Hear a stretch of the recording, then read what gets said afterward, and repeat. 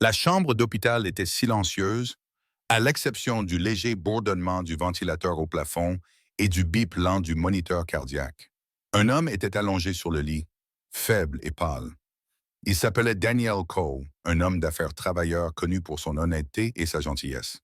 Il avait bâti son entreprise à partir de rien, en commençant par une petite boutique au bord de la route qu'il avait transformée en l'une des plus grandes entreprises d'approvisionnement de la ville. Mais aujourd'hui, ceux-là même qui le louaient autrefois étaient ceux qui souhaitaient sa mort. Les yeux de Daniel étaient entr'ouverts. Son corps était amaigri, ses mains tremblaient chaque fois qu'il essayait de bouger. L'infirmière ajusta doucement son oreiller. « Vous devez vous reposer, monsieur, » dit-elle doucement. Il acquiesça faiblement, mais le sommeil ne venait pas. Son cœur était lourd. Cela faisait 3 mois qu'il était dans ce même hôpital. Aucun membre de sa famille n'était venu le voir. Ni son père, M. Raymond, qui le considérait autrefois comme la fierté de la famille. Ni sa mère, Mme Agnès, qui se vantait de lui à l'église. Ni même ses 2 frères, Philippe et Jonas, ou sa seule sœur, Clara, qui disait autrefois l'aimer plus que tout au monde. Ils avaient tous disparu dès qu'il était tombé malade. Lorsque les médecins avaient demandé de l'argent pour poursuivre le traitement, aucun d'entre eux n'avait répondu aux appels. Le comptable de l'hôpital se penchait chaque fois qu'il ouvrait le dossier de Daniel. « Vos proches n'ont pas envoyé un centime, disait-il. Nous avons utilisé votre assurance, mais elle est en train de s'épuiser. » Daniel voulait parler, mais sa voix se brisa. « Ont-ils dit quelque chose? » Le comptable le regarda tristement. « Non, mais quelqu'un de votre bureau est venu la semaine dernière. Il a dit, « Vos frères ont repris votre entreprise. Ils ont commencé à vendre vos actions. » Daniel eut la gorge serrée. Des larmes coulaient sur ses joues. Il tourna le visage vers le mur, se souvenant à quel point il leur avait fait confiance. Lorsqu'il avait créé l'entreprise, il les avait tous nommés directeurs. Il voulait que tout le monde s'élève avec lui. Il avait acheté une nouvelle maison à ses parents, payé les frais de scolarité de sa sœur à l'étranger et même aidé Philippe à lancer une entreprise de transport. Et maintenant, alors qu'il était entre la vie et la mort, il se disputait à sa fortune. Pendant ce temps, à la maison, les rires remplissaient le manoir en charbon. Philippe était assis sur le canapé, comptant des liasses de billets, tandis que Jonas se servait d'un verre. « L'entreprise de Daniel est à nous maintenant, » dit Jonas fièrement. « Il est pratiquement mort. Le médecin a dit qu'il ne survivrait peut-être pas. » Madame Agnès acquiesça froidement. « Tant mieux. Il était trop fier. Il se comportait toujours comme s'il était meilleur que tout le monde. » Monsieur Raymond, leur père, soupira, mais ne dit rien. Au fond de lui, même lui pensait aux terres que Daniel avait achetées en son nom. Clara, la sœur, fit tournoyer ses clés de voiture et sourit. Il nous a tous fait signer son testament. Quelle chance! Je vendrai une de ces maisons demain.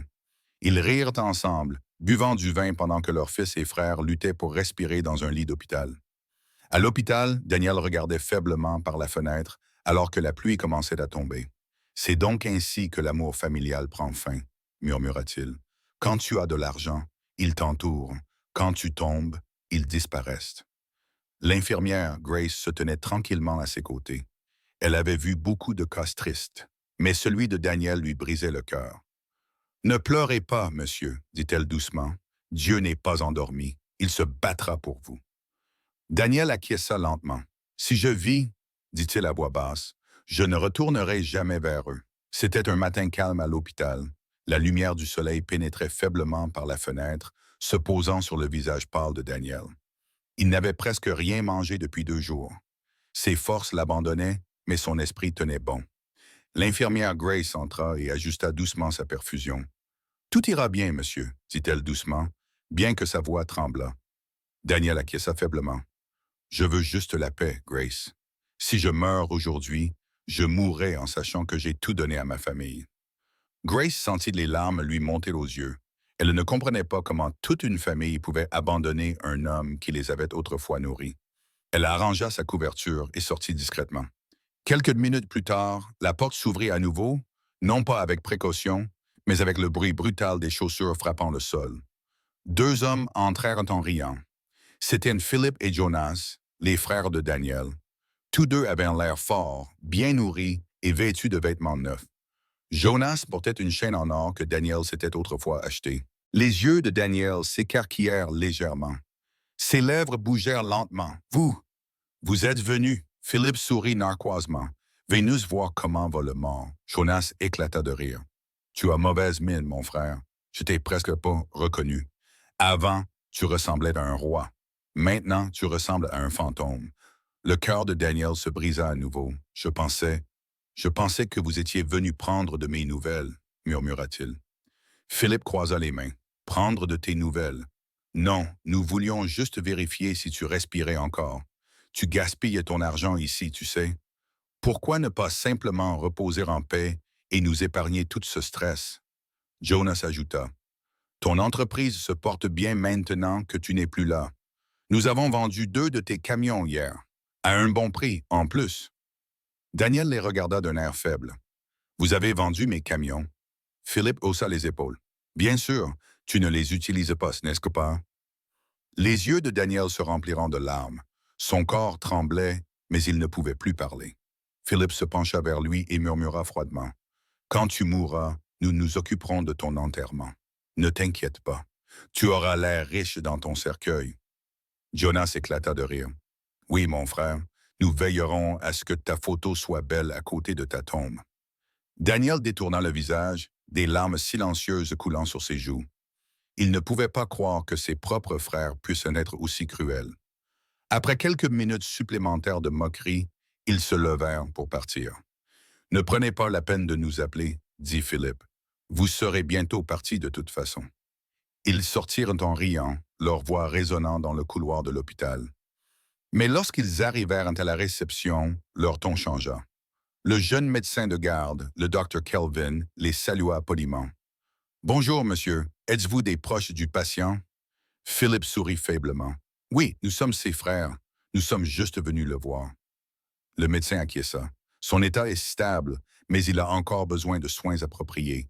S'il poursuit son traitement, il pourrait se rétablir. Jonas plissa les yeux. Il regarda Philippe. Ils s'écartèrent un instant. « Tu as entendu? » murmura Philippe. « Il pourrait se rétablir. » Jonas fronça les sourcils. « Nous ne pouvons pas permettre cela.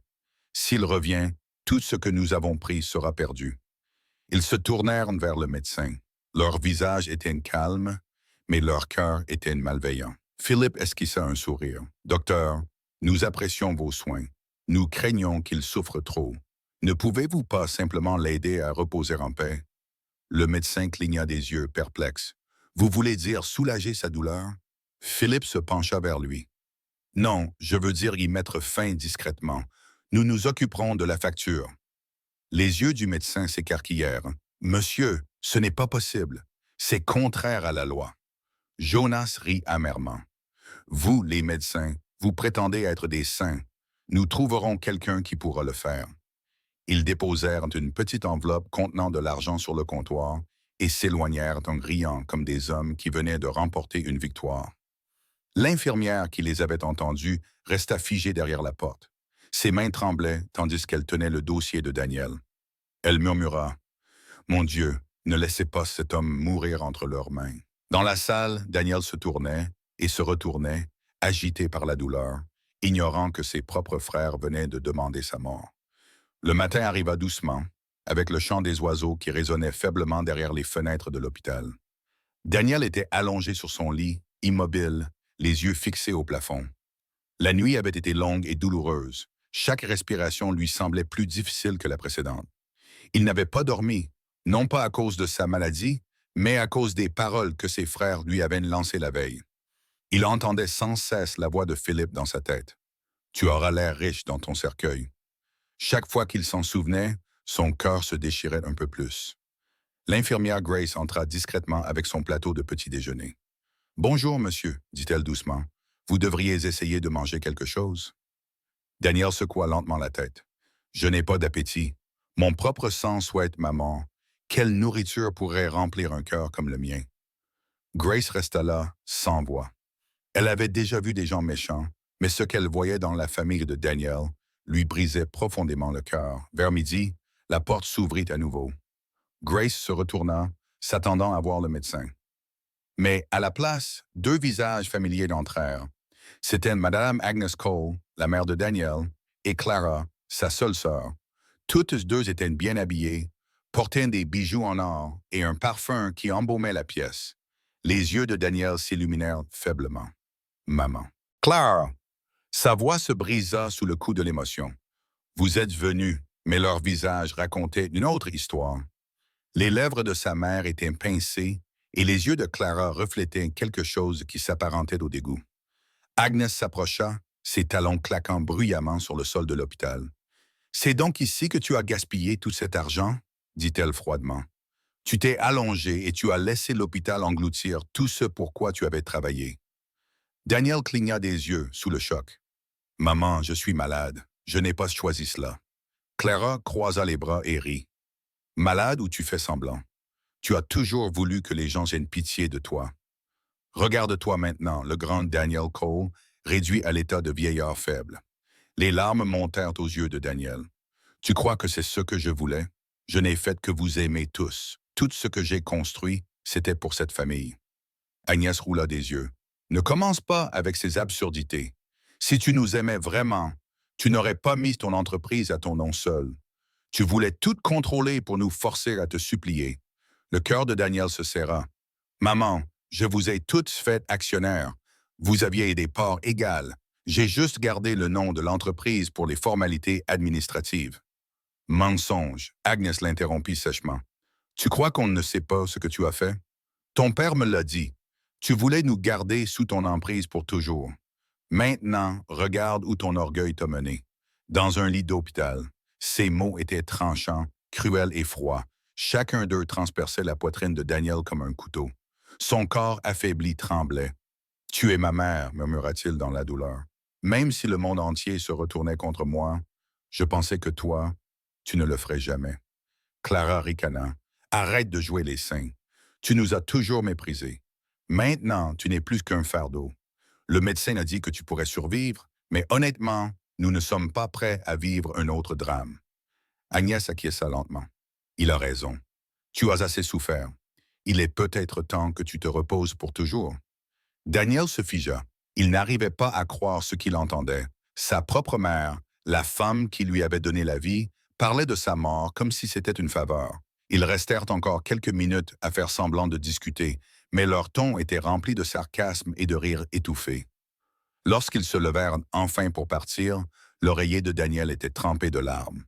Il a essayé de lever la main vers sa mère, mais elle s'est détournée, ajustant son sac. « Ne pleure pas », a-t-elle dit froidement. « Il est trop tard pour les larmes. » Alors qu'ils sortaient de la chambre, l'infirmière Grace est entrée et s'est figée à la vue des larmes de Daniel.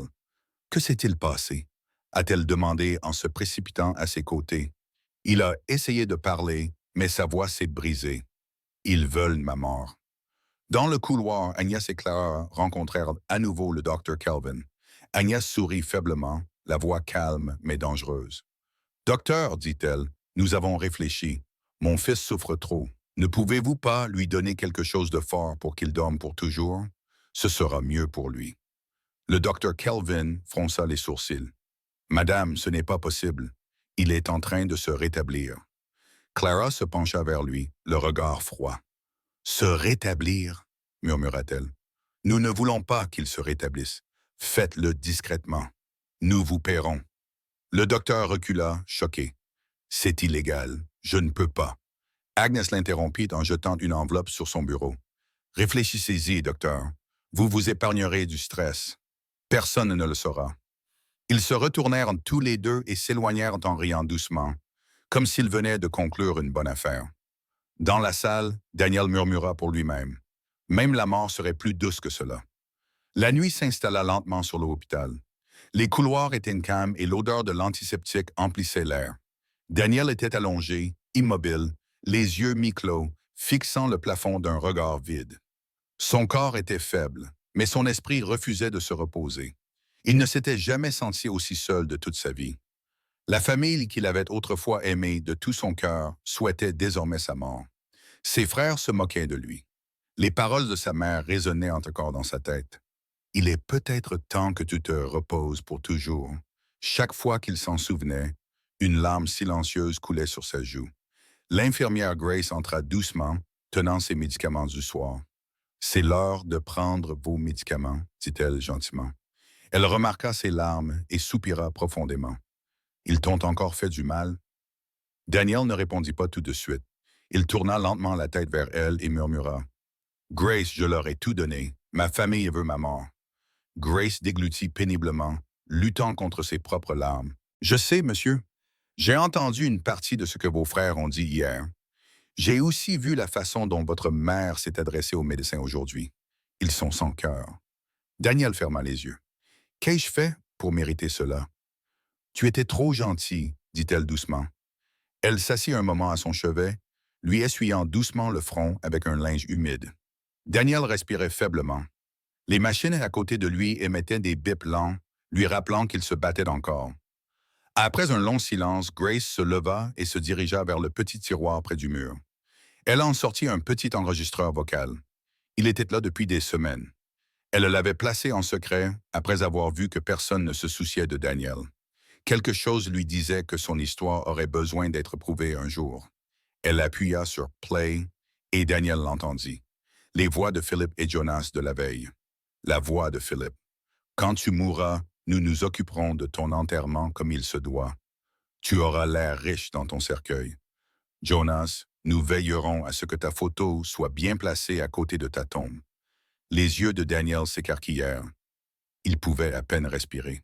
« Grace, tu les as enregistrés? » « Oui, répondit-elle doucement. « Et il y a plus. Le médecin de garde m'a rapporté ce que ta mère et ta sœur ont demandé ce matin. J'ai également enregistré cette conversation depuis le couloir. » Elle lui montra un autre extrait, la voix de sa mère, froide et cruelle. « Agnès.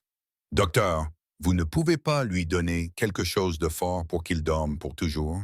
Clara, nous ne voulons pas qu'il se rétablisse. Faites-le discrètement. Nous paierons. » Les mains de Daniel tremblaient tandis que les larmes coulaient librement sur son visage.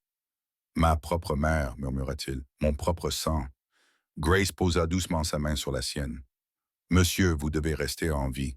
Pas seulement pour vous, mais pour que la vérité soit dite. Vous ne devez pas mourir en silence. » Pour la première fois depuis des semaines, Daniel sentit une petite étincelle de force en lui. Il tourna son visage vers elle. « Merci, dit-il faiblement. Vous êtes la seule personne qui se soucie vraiment de moi. » Grace sourit faiblement. « Ne me remerciez pas. Promettez-moi simplement que vous vous battrez. »« J'essaierai, murmura-t-il. » Dehors, la pluie commençait à tomber, tapotant doucement contre la fenêtre. Grace partit discrètement après avoir vérifié sa perfusion, laissant l'enregistreur sous son oreiller. Plus tard dans la nuit, alors que tout le monde dormait, Daniel rouvrit les yeux. Son corps était encore faible, mais son esprit était désormais animé d'une pensée claire.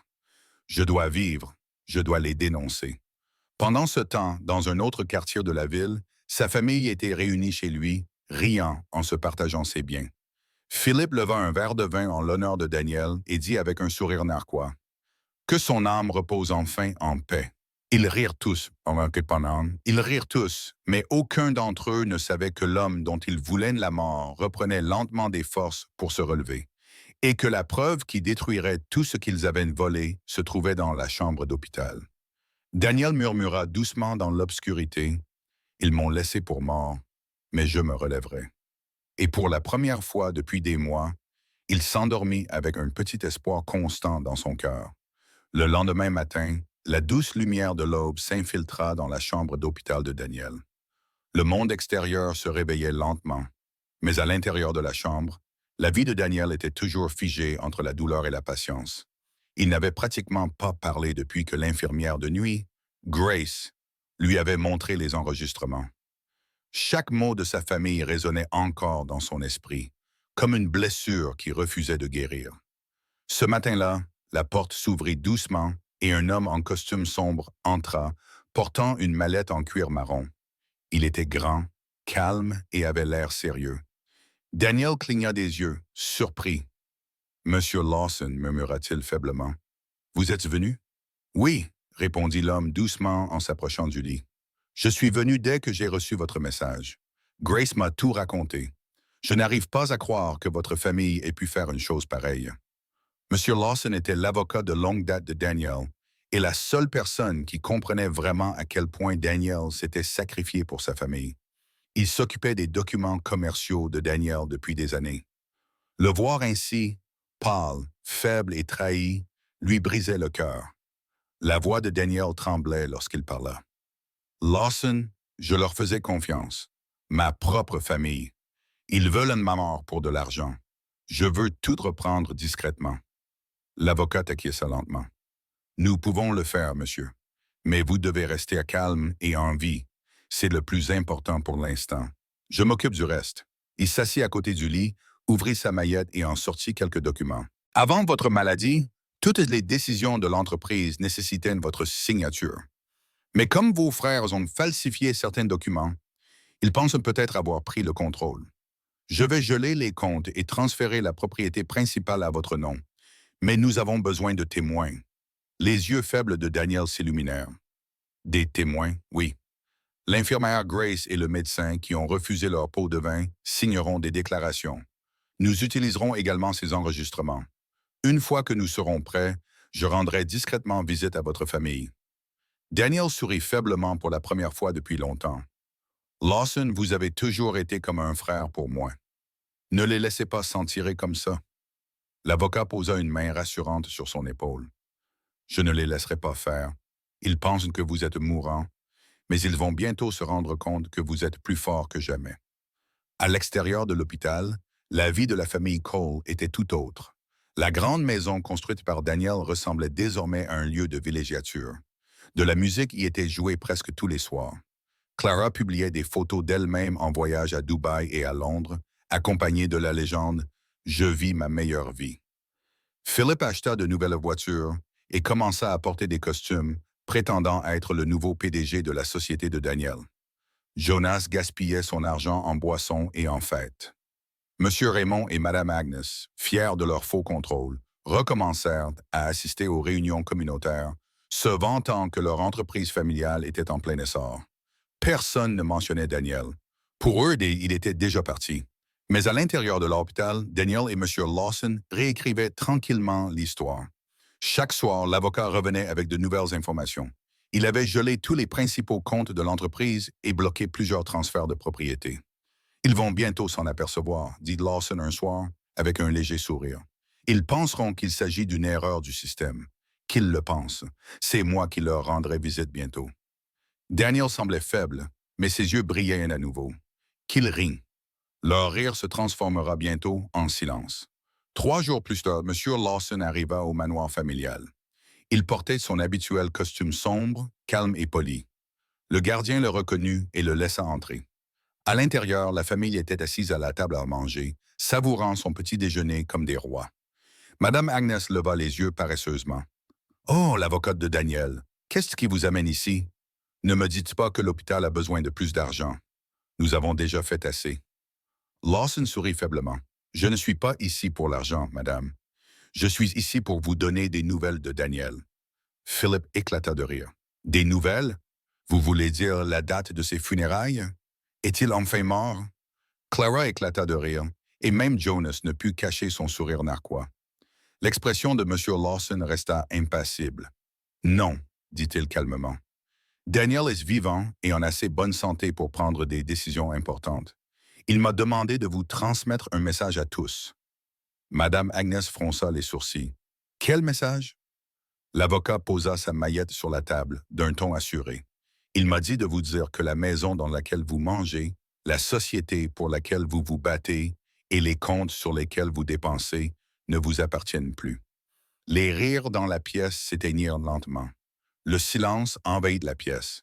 Philip se pencha en avant, perplexe. « De quoi parlez-vous? » Lawson le regarda calmement dans les yeux. Daniel a tout récupéré légalement. Le lendemain matin devait être une nouvelle journée de rire dans le manoir Cole. Philip avait prévu de sortir avec des amis. Jonas avait rendez-vous avec des acheteurs pour les camions volés de Daniel. Et Clara était déjà en train de faire ses valises pour un autre voyage à l'étranger. Mais avant même qu'ils aient pu finir leur petit déjeuner, tout a changé. Philip a essayé de retirer de l'argent du compte de l'entreprise, mais l'écran de son téléphone s'est mis à clignoter en lettres rouges. Transaction échouée. Il a froncé les sourcils et a réessayé. Le même message est apparu. Jonas s'est précipité pour vérifier son propre compte et le résultat était le même. Clara a ouvert le sien aussi. la main tremblante. Toutes les cartes, tous les comptes, tous les accès étaient bloqués. Que se passe-t-il? S'écria-t-elle. Philippe jeta son téléphone sur la table. Ce n'est pas possible. Qui a fait ça? Leur mère, Madame Agnès, avait l'air perplexe. Vérifiez encore. C'est peut-être le réseau. Mais Monsieur Raymond, leur père, qui était resté silencieux jusqu'à présent, poussa un profond soupir. Ce n'est pas le réseau. C'est la loi. Quelqu'un a dû aller au tribunal. Le visage de Philippe devint rouge de colère. C'est cet avocat inutile. Daniel doit être derrière tout ça. Comment peut-il encore être en vie? Siffla Clara. Je croyais que tu avais dit qu'il ne survivrait pas. Jonas se leva. Alors cette fois, nous allons nous en assurer. Allons à l'hôpital tout de suite. Voyons voir à quel jeu ils jouent. Sans un mot, ils se précipitèrent tous dans leur voiture, le cœur brûlant de colère. Le trajet jusqu'à l'hôpital fut ponctué de jurons et de menaces. Agnès ne cessait de marmonner. Enfant ingrat, après tout ce que nous avons fait pour lui, il ose nous déshonorer. Lorsqu'ils arrivèrent à l'hôpital, ils se précipitèrent à l'intérieur comme des animaux sauvages. Les patients et les infirmières se retournèrent pour regarder la famille qui criait dans le couloir. Philippe poussa brutalement la porte de la chambre de Daniel. Daniel, qui était assis faiblement sur son lit, tandis que l'infirmière Grace ajustait son oreiller, leva les yeux, tranquillement surpris. Son avocat, M. Lawson, était assis à côté de lui et examinait des documents. Philippe pointa Daniel du doigt, la voix tremblante de rage. « C'est donc toi qui as fait ça, Daniel. Tu as gelé nos comptes. Espèce de voleur! » Les lèvres de Daniel tremblèrent légèrement, mais il ne répondit pas. Grace s'approcha, le visage calme mais ferme. « Veuillez baisser la voix, monsieur. Nous sommes dans un hôpital, pas au marché. » Jonas l'ignora. « Ne me dites pas de baisser la voix. Cet homme est malfaisant. Il essaie de nous punir parce que nous avons dit la vérité. Il veut tout reprendre, même s'il est mourant. » Lawson leva lentement les yeux, la voix calme. « Messieurs, vous devriez surveiller vos paroles. Toutes les transactions et signatures falsifiées figurant dans les registres de la société ont été annulées. Légalement, vous ne pouvez plus rien faire. » Clara s'avança, furieuse. « Vous ne pouvez pas faire ça. Vous mentez. Nous sommes sa famille. » Lawson la regarda froidement dans les yeux. Sa famille? La même famille qui a demandé à un médecin de le tuer. La même famille qui a dépensé son argent pendant qu'il luttait ici pour sa vie. Pendant un instant, le silence envahit la pièce. Les lèvres d'Agnès tremblèrent, mais aucun mot ne sortit. Daniel les regarda tranquillement, le visage pâle, mais déterminé. Sa voix était faible, mais elle dégageait une grande force. « Tout ce que j'ai toujours voulu, c'était la paix. Vous m'avez tout pris, ma société, ma maison, ma confiance. Vous m'avez laissé mourir ici, mais Dieu m'a donné une autre chance. Je ne me bats pas pour me venger. Je me bats pour la vérité. » Philippe rit amèrement. « La vérité? Tu es juste amer parce que tu es malade et impuissant. » Daniel le regarda droit dans les yeux. « Je suis peut-être faible, Philippe, mais je ne suis plus impuissant. » L'infirmière Grace posa doucement sa main sur son épaule et murmura. « Ne gaspille pas ta salive avec eux. » Jonas frappa du poing contre le mur. « Ce n'est pas fini, Daniel. Tu ne peux pas gagner contre nous. » Lawson se leva fermement. Il a déjà gagné. Tous les documents, véhicules et comptes bancaires de l'entreprise sont désormais sous protection légale. Si vous touchez à nouveau à un seul bien, vous serez arrêté. Je vous le promets. Le visage de Madame Agnès se déforma de colère. « Tu le regretteras, Daniel, » cracha-t-elle. « Tu n'es pas mon fils. » Les yeux de Daniel se remplirent de larmes, mais il sourit faiblement. « C'est peut-être vrai, dit-il doucement, parce qu'aucune vraie mère ne prierait pour la mort de son fils. » Elle se figea. Ces mots la frappèrent plus fort qu'une gifle. Sans un mot, elle se retourna et sortit en trombe. Les autres la suivirent, leurs chaussures frappant le sol dans un rythme rageur. Lorsque la porte se referma, le silence revint dans la pièce. L'infirmière Grace soupira et regarda Daniel. « Tu as bien fait de ne pas discuter. Ils ne méritent pas tes paroles. » Daniel acquiesça lentement. « J'ai fini de pleurer, Grace. Je veux juste la paix maintenant. Que Dieu s'occupe du reste. » M. Lawson rangea ses papiers, le regard doux. « La justice est déjà en marche, Daniel. Laisse-les se déchaîner autant qu'ils veulent. La vérité finira par s'imposer d'elle-même. » Daniel s'adossa contre l'oreiller, épuisé mais apaisé. Dehors, le soleil couchant peignait le ciel d'orange. Pour la première fois depuis des mois, il se sentait calme. La tempête n'était pas terminée, mais pour une fois, il n'avait pas peur. Ce soir-là, le manoir était rempli de bruit, non pas de musique ou de rire comme auparavant, mais de colère et d'amertume. Philippe jeta un verre à travers le salon, la voix aiguë de rage. Cet avocat inutile a tout détruit. Daniel a pris tout notre argent. Jonas donna un coup de pied dans une chaise, faisant les 100 pas. Il était censé mourir. Comment se fait-il qu'il soit encore en vie? Clara était assise sur le canapé, les yeux rougis par la rage. Tous mes voyages sont annulés. Mes cartes sont bloquées. Comment suis-je censé vivre maintenant? Leur mère, Madame Agnès, se tenait près de la fenêtre, tremblant de rage. Garçon ingrat, murmura-t-elle. Après tout ce que j'ai fait pour lui, il s'est retourné contre sa propre famille. Les cris continuèrent jusque tard dans la nuit. Chaque mot était empreint de haine et de regret. Mais une personne resta assise en silence pendant tout ce temps. Monsieur Raymond, le père de Daniel. Il n'avait pas dit un seul mot depuis leur retour de l'hôpital. Il était assis dans un coin, la tête baissée, écoutant le bruit autour de lui, le cœur lourd de honte. Chaque fois qu'il fermait les yeux, il voyait le visage faible de Daniel dans ce lit d'hôpital. Les larmes dans ses yeux, la déception, la douleur. Lorsque Philippe cria à nouveau, Monsieur Raymond se leva brusquement. Sa voix tremblait. « Assez !» La pièce devint silencieuse. Tout le monde se tourna vers lui avec surprise. Il n'avait jamais élevé la voix auparavant. « Je ne peux plus continuer ainsi, dit-il doucement. Vous êtes tous aveuglés par la cupidité. Ce garçon, fit-il après une pause, en déglutissant péniblement, ce garçon a tout fait pour cette famille. Et qu'avons-nous fait pour lui en retour? Nous lui avons fait du mal. Madame Agnès le fusilla du regard. Oh, maintenant vous voulez le défendre? Il la regarda tristement. Je ne le défende pas, Agnès. Je défends ma propre âme avant qu'il ne soit trop tard. Sans un mot, il prit son vieux manteau, ouvrit la porte et partit. Personne n'essaya de l'arrêter. La nuit était froide et calme, tandis qu'il marchait seul sur la route. Ses pas résonnaient faiblement. Pour la première fois depuis des mois, des larmes coulaient librement sur son visage. « Quel genre de père suis-je? » murmura-t-il. « J'ai laissé mon propre fils souffrir pendant que je regardais en silence. » Quand il arriva à l'hôpital, il était plus de 20 heures. La réception était presque vide. L'infirmière Grace était encore de service, en train de mettre à jour les dossiers des patients. Quand elle le vit, elle fronça les sourcils, surprise. « Monsieur, les heures de visite sont terminées. Qui venez-vous voir? » Il hésita, la voix basse. « Daniel Cole, je suis son père. » Le visage de Grace s'adoucit. Elle le regarda tranquillement pendant un moment, puis acquiesça. « Il est réveillé. Je vais vous laisser le voir, mais ne le stressez pas, s'il vous plaît. » Lorsque M. Raymond entra dans la chambre, Daniel était allongé tranquillement, un tube à oxygène à côté de lui. La lumière était tamisée. Il tourna lentement la tête vers la porte et, lorsque son regard croisa celui de son père, il retint son souffle. Pendant un instant, aucun des deux ne parla. Le silence était pesant. M. Raymond fit un pas lent vers lui, les mains tremblantes. Il essaya de parler, mais sa voix se brisa. « Mon fils, dit-il en cessant de se cacher le visage, je ne mérite même pas de t'appeler ainsi. » La voix de Daniel était faible. « Père. » Raymond secoua la tête, les larmes coulant sur ses joues. « Ne m'appelle pas ainsi. Je suis un raté. Je suis resté là pendant qu'il se moquait de toi. J'ai laissé ta mère empoisonner mon cœur avec sa cupidité. J'aurais dû te protéger. J'aurais dû venir plus tôt. » Il tomba à genoux à côté du lit, les épaules secouées par les sanglots.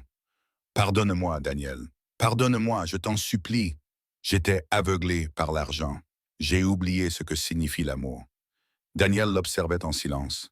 Il avait rêvé de ce moment pendant des mois, non pas pour entendre des excuses, mais pour voir au moins une âme encore capable de remords. Son cœur s'adoucit. Il tendit sa main faible et toucha l'épaule de son père. « Lève-toi, papa, dit-il doucement. Je t'ai pardonné il y a longtemps. Tu étais silencieux, oui, mais tu n'as jamais été cruel comme les autres. Je connais ton cœur. » Monsieur Raymond leva les yeux, les larmes aux yeux. « Je ne mérite pas ton pardon. » Daniel esquissa un faible sourire. Aucun de nous ne le mérite, mais garder sa colère ne fait que blesser celui qui la porte. « Laisse-la partir !» cria doucement le vieil homme, la tête baissée près du lit. L'infirmière Grace observait la scène depuis le seuil de la porte, essuyant ses yeux. C'était la première fois que quelqu'un voyait la paix sur le visage de Daniel. Alors que la nuit s'approfondissait, M. Raymond s'assit à côté de son fils, lui tenant la main comme à un enfant. Pour la première fois depuis des années, il ressentait de l'amour sans fierté. Pendant ce temps, à la maison, le reste de la famille était assis dans l'obscurité. Le courant avait été coupé et la maison semblait plus froide que jamais. Leur téléphone n'arrêtait pas de vibrer. Les alertes, les dettes bancaires, les factures impayées et les avertissements juridiques du conseil d'administration de l'entreprise. Tout ce qu'ils avaient volé se retournait maintenant contre eux. Leur chute avait commencé. Et tandis que Daniel dormait paisiblement aux côtés de son père repentant, les paroles de son avocat résonnaient comme une vérité. La justice suivra son cours. 3 mois passèrent. Le lit d'hôpital qui avait autrefois accueilli Daniel était désormais vide. Il s'était complètement rétabli, même si son corps portait encore les cicatrices de ses longues nuits solitaires. Le jour où il quitta l'hôpital, même les infirmières applaudirent discrètement. L'infirmière Grace, souriant à travers ses larmes, lui dit « Vous avez réussi, monsieur. Dieu s'est vraiment battu pour vous. » Daniel sourit faiblement. « Oui, Grace, Dieu et vous. » Dehors, sa voiture l'attendait, celle-là même que ses frères avaient essayé de vendre. M. Lawson, son avocat, se tenait près de la porte, avec M. Raymond à ses côtés. Ils rentrèrent tous ensemble à la maison. L'atmosphère était silencieuse, chacun perdu dans ses pensées. Lorsqu'ils arrivèrent au manoir, Daniel s'arrêta un instant avant de sortir. Les hauts portails brillaient toujours, mais la paix qui régnait à l'intérieur avait disparu depuis longtemps. Dès que la famille entendit le bruit de sa voiture, ils se précipitèrent en dehors, sa mère, Agnès, la tête haute, Philippe et Jonas derrière elle et Clara serrant son téléphone. Le choc sur leur visage était évident. Aucun d'entre eux ne croyait que Daniel reviendrait un jour. Agnès fut la première à halter. « Tu es vivant. » Daniel la regarda tranquillement. « Oui, maman, je suis vivant. Ça te déçoit? » Son visage se raidit. « Ne me parle pas comme ça. » Il passa devant elle sans répondre et entra lentement dans la maison.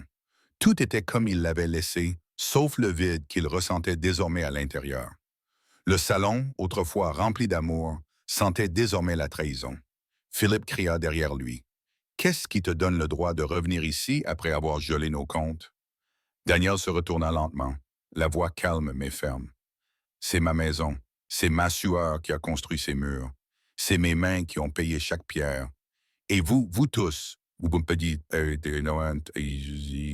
vous m'avez tourné le dos quand j'avais le plus besoin de vous. Vous m'avez souhaité la mort. Vous vous êtes moqué de moi.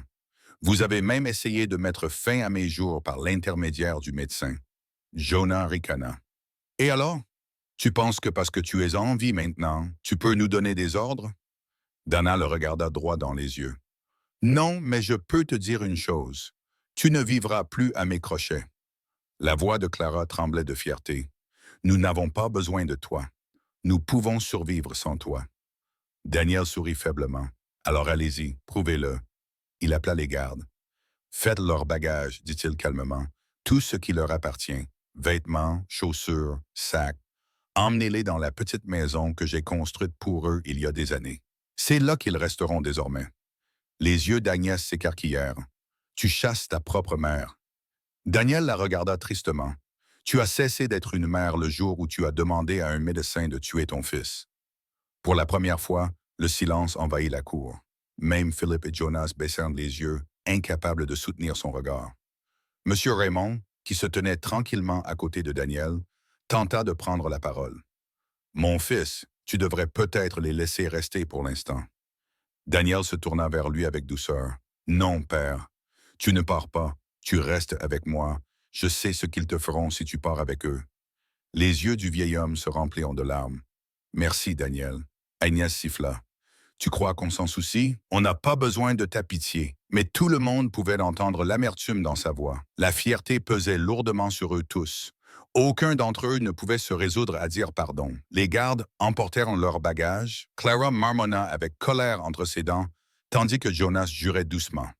Philippe lança un dernier regard noir à Daniel. « Tu le regretteras, dit-il. » Daniel le regarda calmement. « La seule chose que je regrette, c'est de t'avoir fait confiance. » Ils sortirent lentement, la tête haute, même si leur cœur était lourd. Agnès se retourna à la porte, le regard froid. Un jour, tu auras besoin de nous, et nous rirons de toi. Daniel ne répondit pas. Il se contenta de fermer la porte et de s'éloigner. Cette nuit-là, la maison était calme, paisible pour la première fois depuis des années. Monsieur Raymond s'assit avec Daniel sur le balcon. Les mains du vieil homme tremblaient légèrement tandis qu'il parlait. Tu as fait ce que tu devais faire. Ils comprendront un jour. Daniel acquiesça lentement. Peut-être, mais j'en ai assez de vivre dans la douleur. Je veux juste la paix maintenant. Plus tard, alors qu'il traversait le manoir, il s'arrêta un instant et murmura. Merci Seigneur, tu as pris tout ce qui devait me nuire et tu l'as transformé en force. Pendant ce temps, dans la petite maison de l'autre côté de la ville, les autres étaient assis dans l'obscurité. Pas de musique, pas de domestique, pas de luxe, seulement le silence et le regret. Leur fierté les empêchait de mendier. Mais au fond d'eux-mêmes, ils savaient qu'ils avaient perdu la seule personne qui les avait vraiment aimés. Ainsi, l'histoire de Daniel Cole ne s'est pas terminée par la vengeance, mais par la justice. Les méchants ont succombé à leur propre cupidité, et l'homme qu'ils avaient tenté de détruire s'est relevé, plus fort, plus sage et enfin libre. La cupidité aveugle le cœur et l'orgueil détruit l'âme. Ceux qui oublient l'amour dans leur quête de richesse verront un jour leur richesse s'évanouir, tandis que les humbles se relèveront avec la paix et la vérité de leur côté.